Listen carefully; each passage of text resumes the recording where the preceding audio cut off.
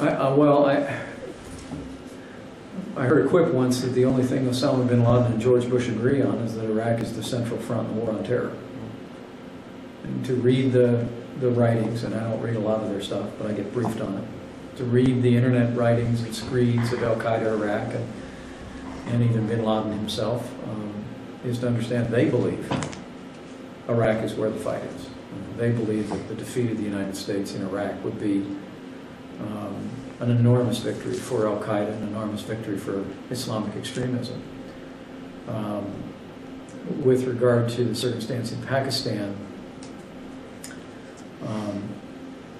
I've been to Islamabad, I've been to Peshawar, I've met with government officials there, I've met with tribal leaders from the disputed territories.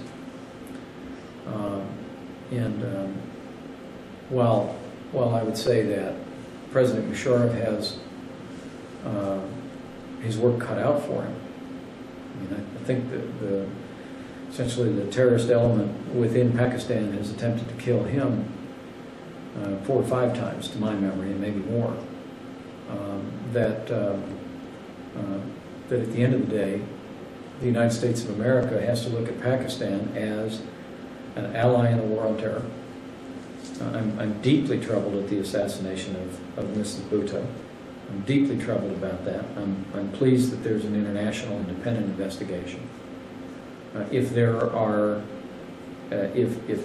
anyone in the security forces of Pakistan are implicated, that will be very disconcerting, and we would anticipate President Musharraf to take very strong action against that. But at the end of the day, I think our relationship with Pakistan has greatly facilitated our successful effort in Afghanistan, and in that sense, we should seek to maintain that strong relationship with Pakistan. Iran is a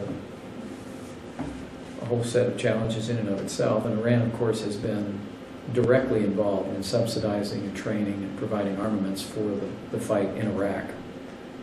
And the challenge that Iran faces, I believe, also may represent an opportunity. It was not lost on me. I attended the banquet the night before the Middle East Conference. Sat with former Prime Minister Tony Blair and the Foreign Minister of France and others, and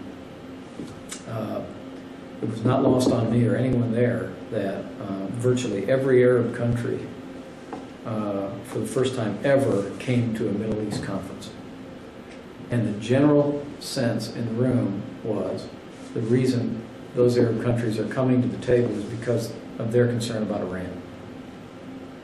The reason why the United States is currently in the process of developing an arms sale